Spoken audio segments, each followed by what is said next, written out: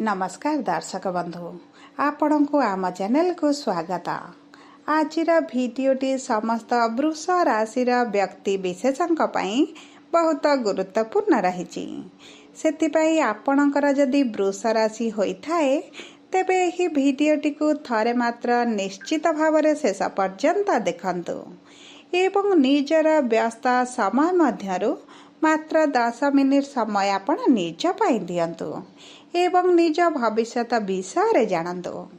देखंतु दर्शक बंधु दीर्घ दिन पर देवगुरु बृहस्पति राहु केतु करुछति राशि परिवर्तन एवं आपणकर एही मे मासरे राशि परिवर्तन करिवे जहा फल रे आपणकर मे मासटी अधिक प्रभावित मध्य होइजिबो एवं एही ग्रह मानकर राशि परिवर्तन आपणक जीवन रे किछि शुभ फल देई पारे एवं किछि अशुभ फल मध्य देई पारे। किंतु आपणकर केउ क्षेत्रटी को अधिक प्रभावित करिवो एही वीडियो रे आमे आगो को आलोचना करिबा। आपणकर स्वास्थ्य, शिक्षा, प्रेम संपर्क, वैवाहिक जीवन, पारिवारिक संपर्क, क्यारियर एवं आपणक भाग्य, आपणकर व्यापार वाणिज्य किभଳି प्रभावित हेबो ताहा मध्य एही वीडियो रे आलोचना करिबा। सेथिपई आपण वीडियोटी को शेष पर्यंत देखंतु। एबे चलंतु आजिर कार्यक्रमटी को आगक बढ़ाइबा। किंतु ता पूर्वरु जदि आपणकर वृष राशि होइथाए एवं आपण भी ईश्वर को आंतरिक भक्ति एवं विश्वास करंती तेबे वीडियोटी को लाइक करंतु। कमेंट बॉक्स रे जय जगन्नाथ जय मां लक्ष्मी अवश्य लिखि दियंतु। ता सहित आपणक मन रे जहा भी प्रश्न रहिछि जहा भी द्वंद्व रहिछि आपण कमेंट बॉक्स रे लिखि जणांतु। आमे आपणक प्रश्नर उत्तर देबा पई यथा संभव प्रयास करिबु। देखंतु विलंब हेले मध्य आपणक प्रश्नर आमे निश्चित उत्तर देबु।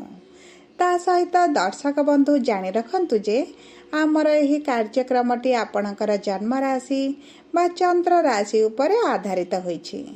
जदि आपण आपणकर जन्म राशि कण जानि नाहंती एवं नाम राशि को व्यवहार करी समस्त कार्य करूछंती तेबे आपण कमेंट बॉक्स रे निजर जन्म तारीख, जन्म समय एवं जन्म स्थान लिखि जणांतु। आमे आपणकर जन्म राशि, लग्न, नक्षत्र जणाई देबो जहा आपणक पई सठिक एवं निर्भुल रहबा। ता सहित दर्शक बंधु आपणक पई वीडियोर मध्य भागरे एक व्हाट्सएप नंबर टी दिया जिवो जहा माध्यम रे आपण आम सह जोगाजोग करी निजर राशि, लग्न, नक्षत्र बा आपणकर कुंडली प्रस्तुत करबा को चाहुछंती किंबा आपणकर भाग्य, भविष्यत, क्यारियर को नै कोनोसी प्रश्न रहिछि आम सह जोगाजोग करी बुझी पारंती। एबे चलंतु कार्यक्रमटी को आगक बढ़ाइबा। किंतु ता पूर्वरु जानिबा आपणक वृष राशि रे नवग्रहंकर स्थितिटी किभଳି रहबा।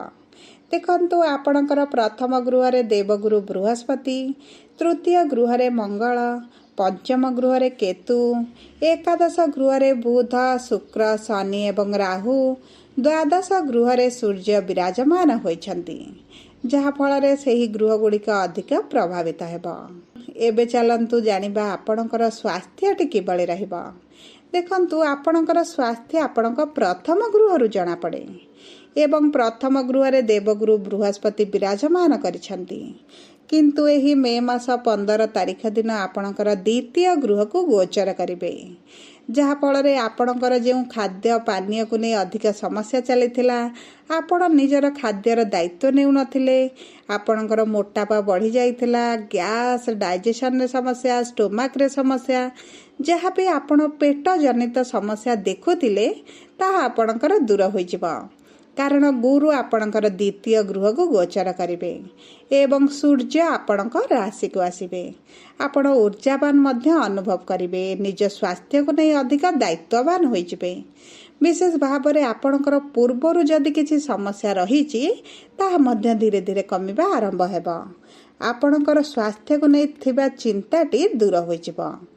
जदि आमे आपणकर प्रेम संपर्क को देखिबा तेबे देखंतु आपणकर पंचम गृह रे केतु विराजमान करिथिले जहा फल रे आपणक संपर्क रे आपण असंतोष रहउतिले आपणकर मन रे संदेह रहउतिला द्वंद्व रहउतिला ଉଭୟଙ୍କ ମଧ୍ୟରେ ବିନା କାରଣରେ ଝଗଡ଼ା, ମତଭେଦ, ମତାନ୍ତର ଏଇଭଳି ପରିସ୍ଥିତି ଆପଣଙ୍କ ସମ୍ପର୍କରେ ସୃଷ୍ଟି ହେଉଥିଲା, ଯାହାଫଳରେ ଆପଣଙ୍କ ସମ୍ପର୍କଟି ଅଧିକ ଆଗକୁ ଯାଇପାରୁନଥିଲା।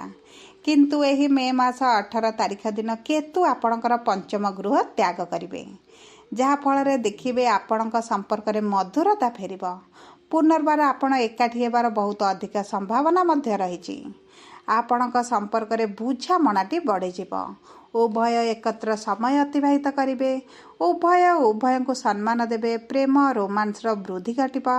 ତା ସହିତ ଦେଖନ୍ତୁ, ଆପଣଙ୍କ ସମ୍ପର୍କକୁ ଆପଣ ବିବାହର ରୂପ ମଧ୍ୟ ଦେଇପାରନ୍ତି, କାରଣ ଆପଣଙ୍କ ବିବାହ ପାଇଁ ବହୁତ ଭଲ ସମୟ ମଧ୍ୟ ଆସୁଛି। ଯଦି ଆମେ ଆପଣଙ୍କର ଶିକ୍ଷାକୁ ଦେଖିବା, ତେବେ ଆପଣଙ୍କର ଶିକ୍ଷାରେ ଯେଉଁ ମନ ଲାଗୁନଥିଲା, ପାଠ ପଢ଼ିଲେ ମନ ରହୁନଥିଲା, ଆପଣ ପାଠ ଛଡ଼ା ଅନ୍ୟ ଦିଗ ପ୍ରତି ଅଧିକ ଆଗ୍ରହୀ ହେଉଥିଲେ, ଏହିସବୁ ସମସ୍ୟା ଆପଣଙ୍କର କେତୁଙ୍କ ପାଇଁ ହେଉଥିଲା। ସେଥିପାଇଁ ଆପଣଙ୍କ ଶିକ୍ଷାରେ ଯାହା ବି ସମସ୍ୟା ଆପଣ ଅନୁଭବ କରୁଥିଲେ, ଆପଣଙ୍କର ଏହି ମେ ମାସ 18 ତାରିଖ ପରେ ଦୂର ହୋଇଯିବ। ଆପଣଙ୍କ ପାଠ ପଢ଼ିବାରେ ମନ ଲାଗିବ। ଆପଣ ଆପଣଙ୍କର କମ୍ପିଟେଟିଭ୍ ଏକ୍ଜାମ୍ ଦିଅନ୍ତୁ, ପ୍ରତିଯୋଗିତାରେ ଭାଗ ନିଅନ୍ତୁ, ଇଣ୍ଟରଭ୍ୟୁ ଦିଅନ୍ତୁ, ଏଣ୍ଟ୍ରାନ୍ସ ଦିଅନ୍ତୁ। ଆପଣଙ୍କ ପାଇଁ ଏହା ଭଲ ସମୟ ରହିବ। ତା ସହିତ ଦେଖନ୍ତୁ, ଯଦି ଆପଣ ଉଚ୍ଚଶିକ୍ଷା କରିବା ପାଇଁ ଚାହୁଁଛନ୍ତି, କୌଣସି କଲେଜରେ ଆଡ଼ମିସନ୍ ନେବାକୁ ଚାହୁଁଛନ୍ତି, ଏହା ମଧ୍ୟ ଆପଣଙ୍କ ପାଇଁ ଉପଯୁକ୍ତ ସମୟ ରହିବ। ଯଦି ଆମେ ଆପଣଙ୍କର ସନ୍ତାନର ଯୋଗକୁ ଦେଖିବା, ତେବେ ସନ୍ତାନର ଯୋଗ ବହୁତ ଭଲ ରହିଛି। ଆପଣଙ୍କ ସନ୍ତାନ ପ୍ରାପ୍ତିରେ ଯେଉଁ ବାଧା ବିଘ୍ନ ଆସୁଥିଲା, ଆପଣ ଯେଉଁ ଦୁଃଖ କଷ୍ଟ ପୀଡ଼ାରେ ରହୁଥିଲେ, ଚିନ୍ତିତ ରହୁଥିଲେ, ତାହା ଆପଣଙ୍କର ଏବେ ଦୂର ହୋଇଯିବ। ଆପଣଙ୍କୁ ସନ୍ତାନ ପ୍ରାପ୍ତିର ବହୁତ ଭଲ ସମୟ ମଧ୍ୟ ମିଳିବ। ଆପଣ ଚେଷ୍ଟା କରନ୍ତୁ, ଡାକ୍ତରଙ୍କ ସହ ପରାମର୍ଶ କରନ୍ତୁ, ଆପଣଙ୍କୁ ସନ୍ତାନ ପ୍ରାପ୍ତିର ସୁଖ ମିଳିବ। ଯଦି ନବବିବାହିତ ଦମ୍ପତି ସନ୍ତାନ ପ୍ରାପ୍ତି ପାଇଁ ଚେଷ୍ଟା କରନ୍ତି, ସେମାନଙ୍କୁ ମଧ୍ୟ ଏହି ମେ ମାସ 15 ତାରିଖ ପରେ ଭଲ ଖବର ମିଳିପାରେ। ଯଦି ଆମେ ଆପଣଙ୍କର ବୈବାହିକ ସମ୍ପର୍କକୁ ଦେଖିବା, ତେବେ ବିବାହର ଗୃହର ସ୍ୱାମୀ ହେଉଛନ୍ତି ମଙ୍ଗଳ, ଯିଏ ଆପଣଙ୍କର ତୃତୀୟ ଗୃହରେ ଅଛନ୍ତି ଏବଂ ଆପଣଙ୍କର ଚତୁର୍ଥ ଗୃହକୁ ଗୋଚର କରିବେ, ମାନେ କେନ୍ଦ୍ରକୁ ଆସିବେ, ଯାହାଫଳରେ ଉଭୟଙ୍କ ମଧ୍ୟରେ ଯେଉଁ ଯୁକ୍ତିତର୍କ, ମନମାଳିନ୍ୟ, ମତାନ୍ତର, ଛୋଟ ଛୋଟ କଥାକୁ କେନ୍ଦ୍ର କରି ଝଗଡ଼ା ହେଉଥିଲା, ତାହା ଦୂର ହୋଇଯିବ। ଆପଣଙ୍କର ସାଥୀ ଆପଣଙ୍କୁ ବୁଝିବା ଆରମ୍ଭ କରିବେ।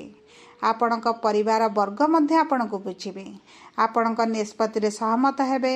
ତା ସହିତ ଦେଖନ୍ତୁ, ଉଭୟଙ୍କ ମଧ୍ୟରେ ତୃତୀୟ ଲୋକଙ୍କ ହସ୍ତକ୍ଷେପଟି ଆପଣଙ୍କର ବଢ଼ିଯାଇଥିଲା, ଯେଉଁଥିପାଇଁ ଆପଣଙ୍କ ସମ୍ପର୍କରେ ମତଭେଦ ଦେଖାଯାଉଥିଲା।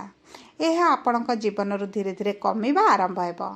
ପତି ପତ୍ନୀଙ୍କ ମଧ୍ୟରେ ମଧୁରତା ବଢ଼ିବ। ପ୍ରେମ ରୋମାନ୍ସର ବୃଦ୍ଧି ଘଟିବ। ଉଭୟ ଏକତ୍ର ସମୟ ଅତିବାହିତ କରିବେ। ଉଭୟଙ୍କ ମଧ୍ୟରେ ଏବେ ଯେଉଁ ଦୂରତାଟି ଅଛି, ତାହା କମିଯିବ ଓ ଆପଣ ଆପଣଙ୍କ ସାଥୀଙ୍କଠାରୁ କିଛି ଉପହାର ପାଇପାରନ୍ତି କିମ୍ବା କୌଣସି ଏକ ଜାଗାକୁ ଆପଣ ବୁଲିବାକୁ ମଧ୍ୟ ଯାଇପାରନ୍ତି।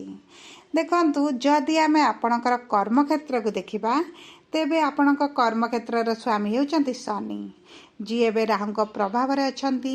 କିନ୍ତୁ ଏହି ମେ ମାସ 18 ତାରିଖ ଦିନ ଆପଣଙ୍କର ରାହୁଙ୍କର ପ୍ରଭାବ ଶନିଙ୍କ ଉପରେ କମିଯିବ, ଯାହାଫଳରେ ଆପଣଙ୍କର ଶନି ଆପଣଙ୍କ ଏକାଦଶ ଗୃହରେ ବିରାଜମାନ କରି ଆପଣଙ୍କର ଧନ ଆମଦାନୀ, ଲାଭ, ଆପଣଙ୍କର ଡିଜାୟାରକୁ ପୂରଣ କରିବେ। ସେଥିପାଇଁ ଆପଣଙ୍କୁ ବହୁତ ଅଧିକ ପରିଶ୍ରମ କରାଇବେ। ଆପଣଙ୍କର ପରିଶ୍ରମ ବଢ଼ିବା ହେତୁ, ଆପଣଙ୍କ କର୍ମ ପ୍ରତି ଆଗ୍ରହ ବୃଦ୍ଧି ହେବା ହେତୁ ଆପଣଙ୍କର ଉଚ୍ଚ ଅଧିକାରୀଙ୍କ ସହିତ ଆପଣଙ୍କ ସମ୍ପର୍କଟି ମଧୁର ହୋଇଯିବ। ଏବଂ ଦେଖନ୍ତୁ, ସମ୍ପର୍କ ମଧୁର ହେବା କାରଣରୁ ଆପଣଙ୍କର କର୍ମକ୍ଷେତ୍ରରେ ଦକ୍ଷ ପରିଚାଳନା ଉଭୟ ମାନ ସମ୍ମାନ ପ୍ରତିଷ୍ଠାକୁ ବୃଦ୍ଧି କରିବ। ଆପଣଙ୍କୁ ପ୍ରମୋସନ୍ ମିଳିପାରେ, ଆପଣଙ୍କର ଇନକମ୍ ବଢ଼ିପାରେ, ଆପଣଙ୍କ ସାଲାରୀ ବଢ଼ିପାରେ ଏବଂ ବିଶେଷ ଭାବରେ ଆପଣଙ୍କର ଇନକମ୍ରେ ବହୁତ ଅଧିକ ବୃଦ୍ଧି ଘଟିବାର ସମ୍ଭାବନାଟି ଦେଖାଯାଉଛି।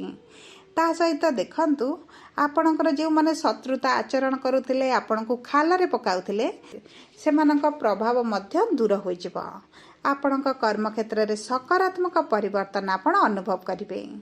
ଯଦି ଆପଣ ବ୍ୟବସାୟ କରୁଛନ୍ତି, ଆପଣଙ୍କର ବ୍ୟବସାୟରେ ଇନକମ୍ ମଧ୍ୟ ବଢ଼ିଯିବ। ଲାଭ ଦ୍ୱିଗୁଣିତ ହେବାର ବହୁତ ଅଧିକ ସମ୍ଭାବନା ଅଛି। ଆପଣଙ୍କ ବ୍ୟବସାୟରେ ଯେଉଁ ଖରାପ ପରିସ୍ଥିତି ଦେଇ ଆପଣ ଗତି କରୁଛନ୍ତି, ଯେଉଁ ମାନ୍ଦା ପରିସ୍ଥିତିଟି ଚାଲିଛି, ସେଥିରେ ମଧ୍ୟ ଆପଣ ଉନ୍ନତି ଦେଖିବେ।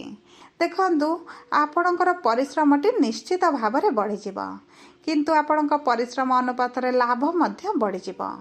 ଆପଣ ଆପଣଙ୍କ ବ୍ୟବସାୟକୁ ନେଇ ସମାଜରେ ନୂତନ ପରିଚୟ ସୃଷ୍ଟି କରିବେ। ସବୁପରେ ଯଦି ଆମେ ଆପଣଙ୍କର ଆର୍ଥିକ ସ୍ଥିତିକୁ ଦେଖିବା, ତେବେ ଏହି ବୃଷ ରାଶିର ବ୍ୟକ୍ତି ବିଶେଷଙ୍କ ପାଇଁ ମେ ମାସ 15 ତାରିଖ ପରେ ଲକ୍ଷ୍ମୀଙ୍କ ଗୃହକୁ ଗୁରୁଙ୍କର ଗୋଚର ହେଉଛି, ଯାହାଫଳରେ ଆପଣଙ୍କର ଧନ ବୃଦ୍ଧି ହେବାର ବହୁତ ଅଧିକ ସମ୍ଭାବନା ଅଛି। ଏବେ ଧନକୁ ନେଇ ଯାହା ବି ସମସ୍ୟା ଚାଲିଛି, ଯାହା ବି ଆପଣ ଆର୍ଥିକ ଅନଟନ ଦେଖୁଥିଲେ, ତାହା ଦୂର ହୋଇଯିବ। ଆପଣ ଅର୍ଥ ସେଭିଂ କରିବେ। ବହୁତ ଗୁଡ଼ିଏ ସ୍ରୋତରୁ ଧନ ମିଳିବା ଆରମ୍ଭ ହେବ। ଆପଣଙ୍କର ଅର୍ଥକୁ ଆପଣ ସଠିକ୍ ଭାବରେ ବିନିଯୋଗ ମଧ୍ୟ କରିବେ। କରଜ ଅର୍ଥ ପଇଠ କରିଦେବେ। ଦେଖନ୍ତୁ, ଆପଣ ନିଜ ଭୋଗ ବିଳାସରେ ବୃଦ୍ଧି ଘଟିବାର ଧୀରେ ଧୀରେ ଅନୁଭବ ମଧ୍ୟ କରିବେ। ସବୁ ପରେ ଆପଣଙ୍କର ଆର୍ଥିକ ସ୍ଥିତି ପାଇଁ ବହୁତ ଭଲ ସମୟ ଏହି ମେ ମାସ 15 ତାରିଖ ପରେ ଆସୁଛି। ଆପଣ ଯଦି ରୋଜଗାର ସନ୍ଧାନରେ ଅଛନ୍ତି, ତେବେ ଏହି ମେ ମାସ 15 ତାରିଖ ପରେ ଆପଣଙ୍କୁ ରୋଜଗାର ମିଳିବାର ମଧ୍ୟ ଅଧିକ ସମ୍ଭାବନା ଦେଖାଯାଉଛି।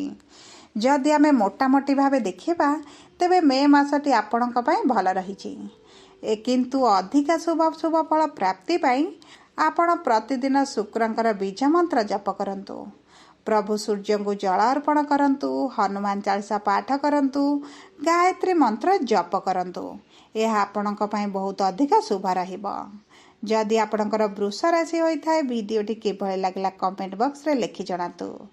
ଯଦି ଆପଣଙ୍କ ପ୍ରିୟଜନଙ୍କର ବୃଷ ରାଶି ହୋଇଥାଏ, ତେବେ ଭିଡ଼ିଓଟି ତାଙ୍କ ସହ ସେୟାର କରନ୍ତୁ।